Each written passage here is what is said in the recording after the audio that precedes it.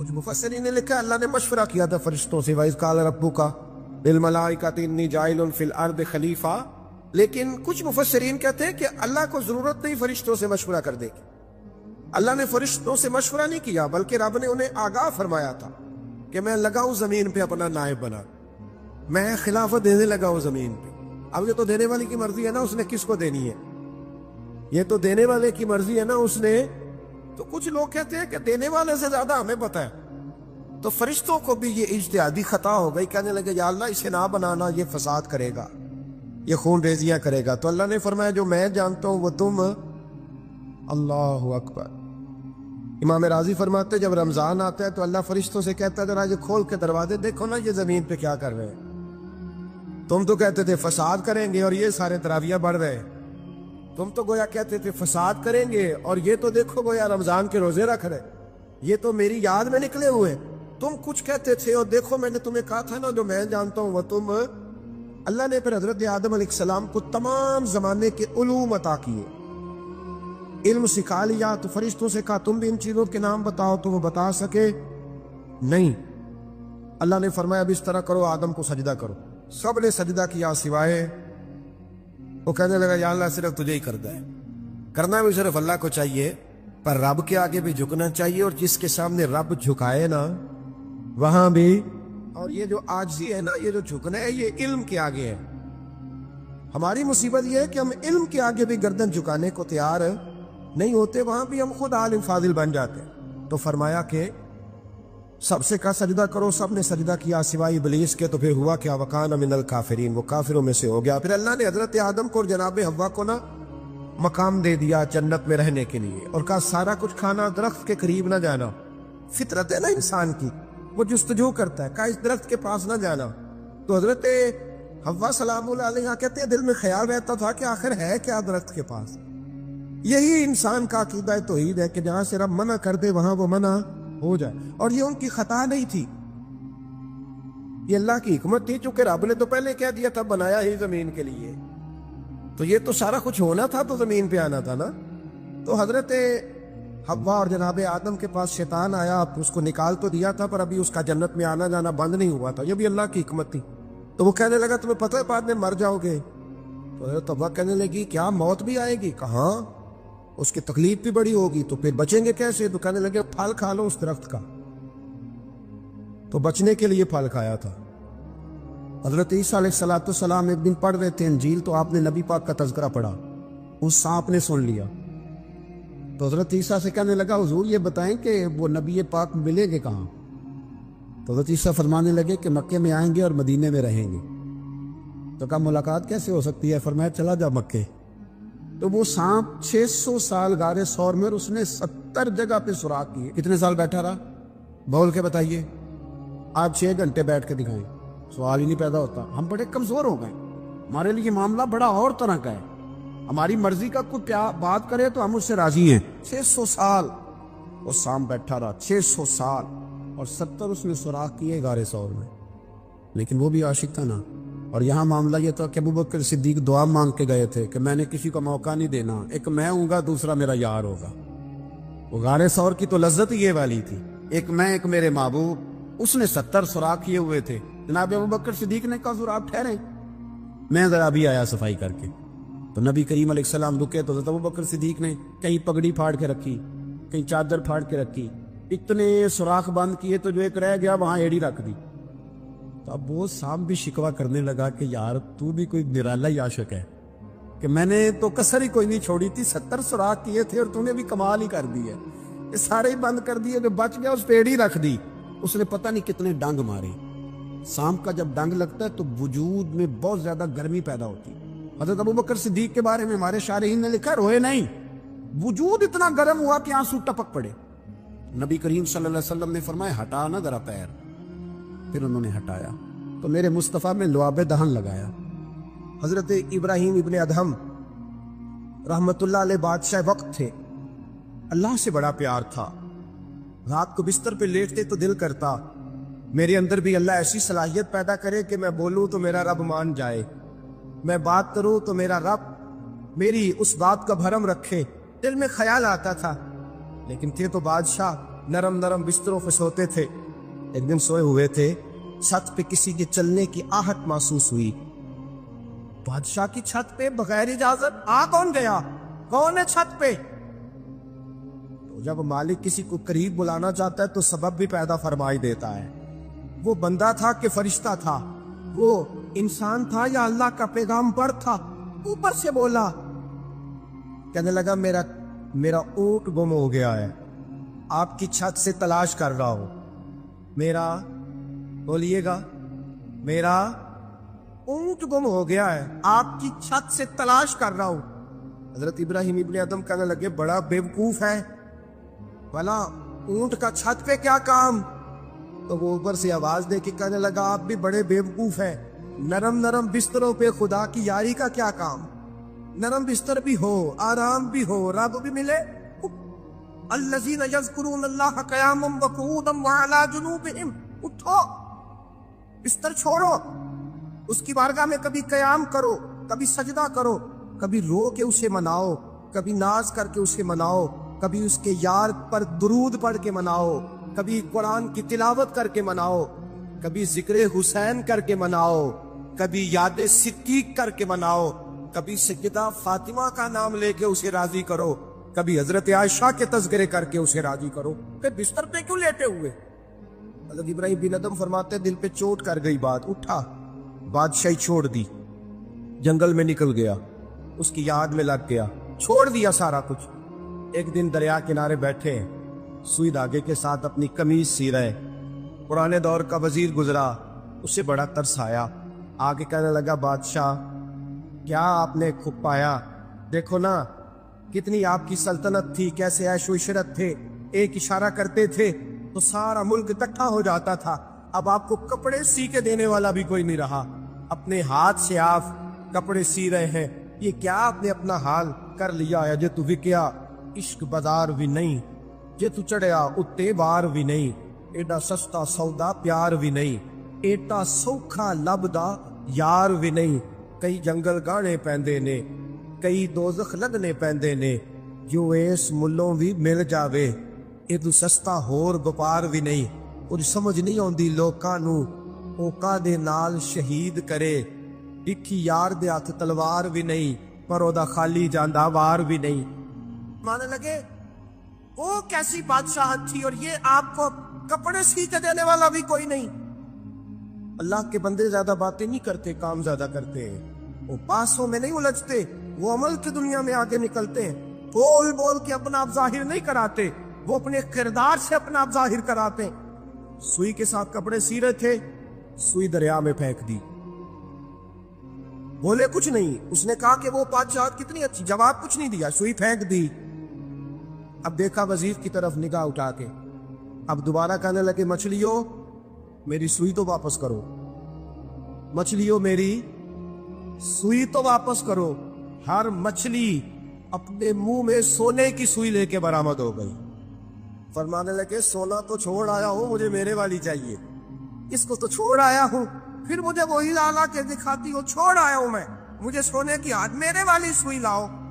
एक मछली सुई लेके आई, हजरत इब्राहिम बिन अदम सुई पकड़ी, फिर से कपड़े सीने लगे। एक जुमला जवाब में, उस वजीर की इतनी लंबी चौड़ी तकड़ी और एक जुमला जवाब में, यूं निगाह उठाई, फरमाने लगे, वो हुकूमत अच्छी थी या ये हुकूमत अच्छी है?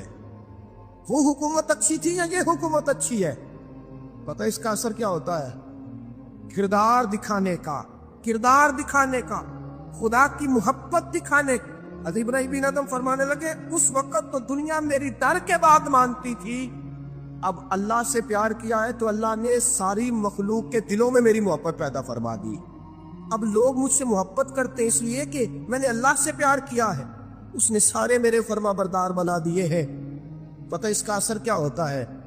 वजीर ने क्या किया, घोड़े से उतरा और साथ जो नौकर था उसको कहने लगा, ये घोड़ा वापिस महल में ले जाओ, मुझे भी वो वाली बादशाही नहीं चाहिए, ये वाली बादशाही चाहिए, मैं भी ये वाली बात। मेरे अजीज, तू कहाँ खोया फिरता है? हजरत जाबिर बिन अब्दुल्ला रदी अल्लाह ताला अन्हु, बुखारी मुस्लिम है, कहते जब खंदक की जंग हो रही थी ना, गुर्बत बड़ी थी, कहत बड़ा था, सहाबा परेशान थे, दो दो तीन तीन पत्थर पेट पे बांधे हुए। میں حضور کو دیکھ کے گھر آیا تو زوجہ سے کہا بھلی مانس کچھ ہے کھانے کی؟ کہنے لگی تھوڑے سے جو ہیں۔ تو میں نے کہا پیسوں کی تو کتنی روٹیاں بنے گی؟ کہنے لگی 2-3، 4 بن جائیں گی۔ کہنے لگے سالن؟ تو زوجہ کہنے لگی اگر وہ بکری کا بچہ ذبح کرو تو 3-4 بندوں کا سالن بھی بن جائے گا۔ کہتے میں نے اسے ذبح کیا، بیوی سے کہا تو جاؤ پیس۔ کہتے میں نبی کریم کی بارگاہ میں حاضر ہوا صلی اللہ علیہ وسلم، حضور کی خدمت میں۔ زوجہ کہنے لگی کان میں کہنا حضور کے سارے نہ آئے، جس طرح لیڈروں کے کھانے اندر ہوتے ہیں علیحدہ، اور جو نعرے لگا رہے ہوتے ہیں نا سویر سے انہیں ڈبہ ملتا ہے، لیکن وہ پھر بھی نعرے لگاتے ہی رہتے ہیں۔ مجھ پہ الزام لگنے لگا ہے کہ آپ سیاست دانوں کو ہر جمعے میں رگڑا دیتے ہیں، تو میں کہنا صحیح کر چھوڑو پھر اسی مڑ جانے تنوا کو سیانے ہو جائیں۔ یہ سیانے نہیں ہو رہے، ہمیں بات کرنے کی بھی اجازت نہیں۔ شعر کہہ دیتا ہوں کہ ہم آہ بھی کرتے ہیں تو ہو جاتے ہیں بدنام، وہ قتل بھی کر دے تو چرچا نہیں ہوتا۔ انہوں نے کدے پوچھا جے سانو آخیا جے چپ رہو۔ لیکن بھائی یہ اس ممبر کا تقاضا ہے، میرے امام اعظم کا فتویٰ ہے، جو عالمی حالات سے باخبر نہ ہو وہ جمعے کا خطبہ نہ دے۔ وہ جو رٹی رٹائی باتیں ہم سے نہیں ہوتی، اس لیے کہ جلال بادشاہی ہو یا جمہوری تماشا ہو، جدا ہو دین سیاست سے تو رہ جاتی ہے چنگیزی۔ حق بات انشاءاللہ ہو رہی ہے اور ہوتی رہے گی، تو بات صاف ستھری ہے۔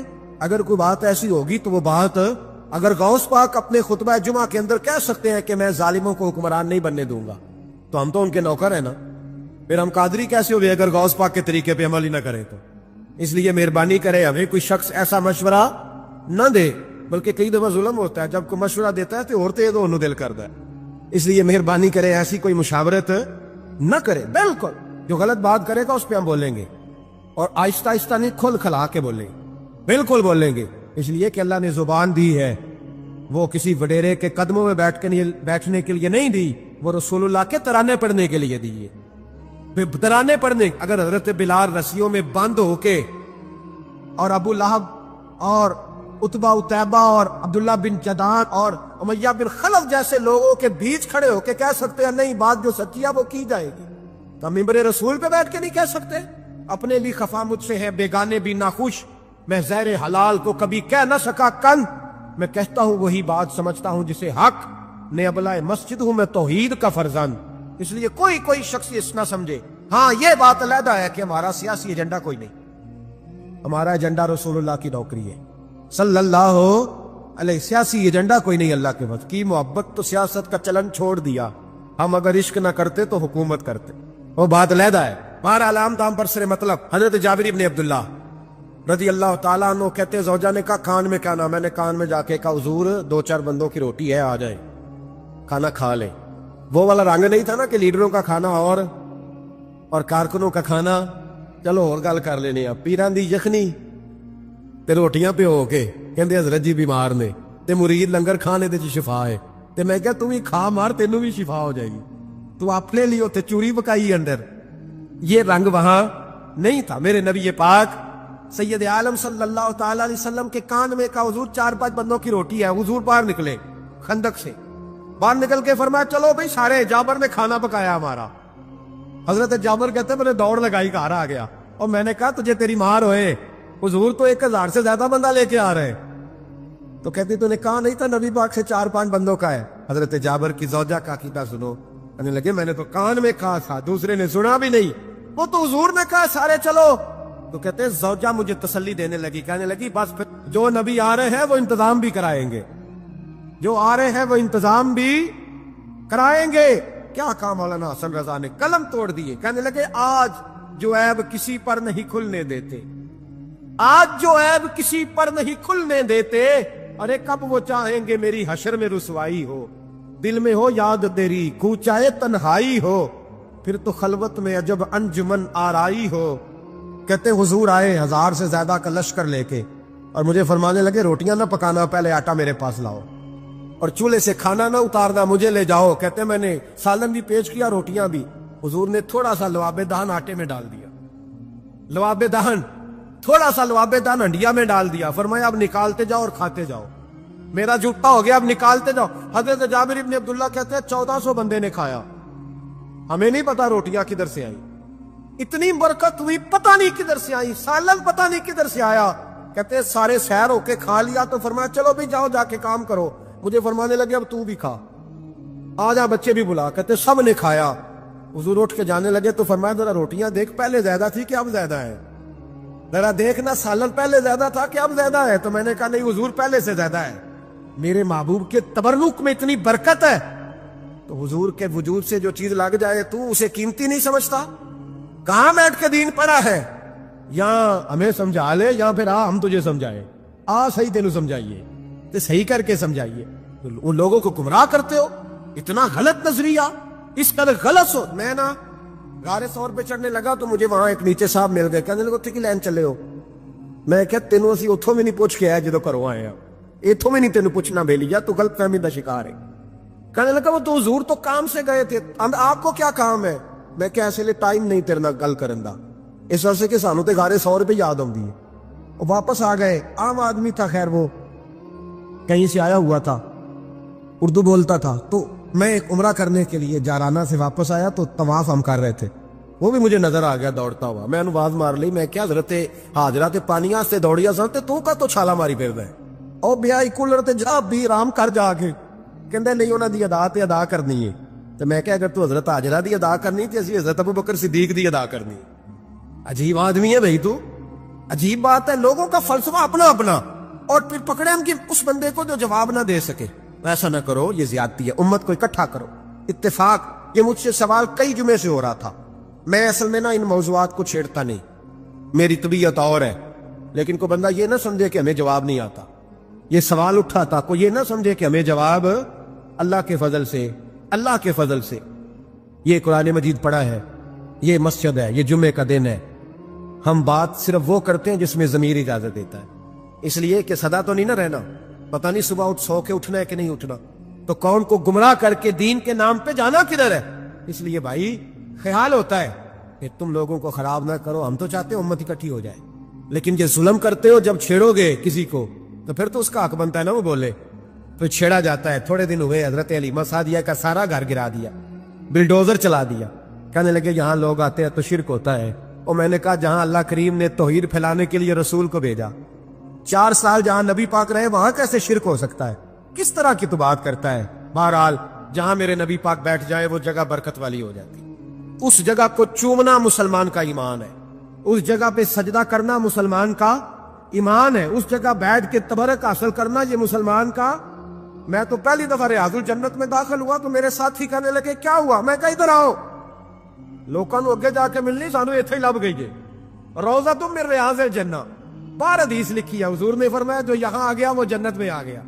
یہ ہے ارض جنت, یہ طیبہ کی زمین ہے. جنت بھی یہی, مال کے جنت بھی یہی ہے. ایک بات اور کرنی ہے, بڑی ضروری ہے, میری بھی اور آپ کی بھی ذمہ داری ہے, اس کو بھی ضرور کرنا چاہتا ہوں. سن لیں, محمود غزنوی نا گزر رہے تھے, یہ آپ نے نا میری طرف دیکھنا ہے, یہ بات سنتے ادھر دیکھو, خاص اہم مسئلہ ہے, اس پر بڑا ضروری ہے آپ کا متوجہ رہنا. محمود غزنوی کہتے ہیں میرے دل میں خیال آیا کرتا تھا ہمیشہ کہ میں واقعی سبکتگین بادشاہ کا بیٹا ہوں یا معاذ اللہ میرا باپ کوئی اور ہے. اور ایک خیال مجھے آتا تھا کہ قیامت واقعی قائم ہوگی, شک رہتا. اور تیسرا میرے دل میں خیال آتا تھا کہ یہ مولوی بیچارے کمزور سے ہوتے ہیں, تو حدیث پاک میں آتا ہے کہ علماء نبیوں کے وارث ہیں. تو یہ واقعی حدیث سچی ہے یا مولویوں نے اپنی شان کے لیے بنا لی ہے. کہتے شک تھے 3, میں کہتا نہیں تھا کسی سے, پر دل میں رہتے تھے. ایک دن میں ہندوستان کی ایک گلی سے گزر رہا تھا تو دین کا ایک طالب علم نے ایک کونے میں بیٹھ کے, تھڑے پہ پھٹے پہ بیٹھ کے نا سبق یاد کر رہا تھا. اسے جب سبق بھول جاتا نا تو ایک ہندو کھتری کی دکان تھی, اس کے اندر چراغ جل رہا تھا اور ایک چھوٹا سا روشن دان تھا, اینٹ نکلی ہوئی تھی, وہاں سے نا ایک کرن باہر آ رہی تھی روشنی کی. تو وہ طالب علم جب سبق بھول جاتا تو کتاب روشنی کے آگے کرتا, عبارت دیکھتا, پھر کونے میں جا کے یاد کرتا. محمود کہتے مجھے بچے کا ذوق بڑا اچھا لگا. میں نے اسے بلایا, میں نے کہا بچے تم لالٹین کیوں نہیں خریدتے؟ تو کہنے لگا میں یتیم ہوں اور رسول اللہ کا دین پڑھنا میرا شوق ہے, مدرسے میں پڑھتا ہوں پر غربت ہے, لالٹین نہیں.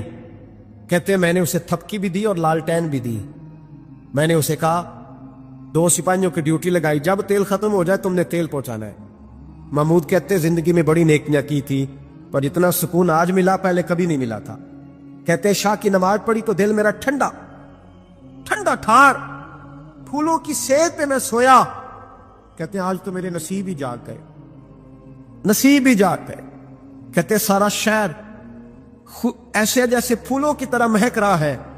کہتے ہیں میں کیا دیکھتا ہوں کہ خواب میں میرے رسول تشریف لے آئے، خواب میری وچ ماہی آیا تے میں گل وچ پا لئیاں باواں تے ڈر دی ماری اکھ بھی نہ کھولاں کتے پھر وچھڑ نہ جاواں۔